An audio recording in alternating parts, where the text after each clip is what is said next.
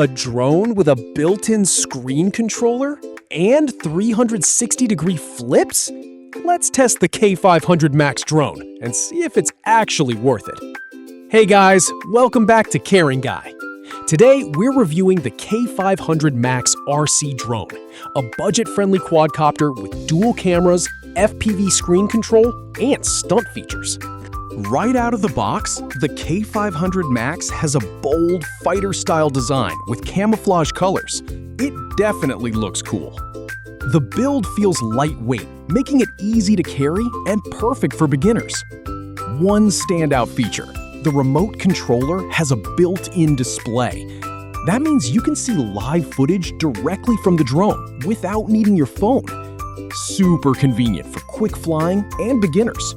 The drone comes with a dual camera setup for different angles: HD image capture, FPV live transmission via Wi-Fi, basic aerial shots for casual use.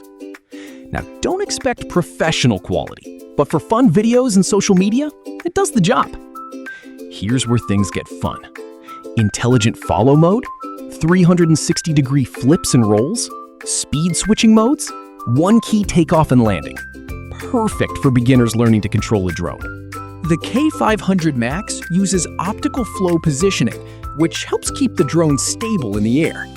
Range is around 100 meters, and it works best in indoor spaces and calm outdoor environments. Flight time is about 10 minutes per battery, which is standard for drones in this category. You'll probably want extra batteries for longer sessions. So, is the K500 MAX worth it? Easy to use for beginners. Built-in screen controller. Fun stunt features. Affordable price. But short battery life. Limited range. Basic camera quality. Still, for learning and casual fun, it's a solid starter drone. That's it for today's review. If you enjoyed this video, don't forget to like, subscribe, and hit the bell icon.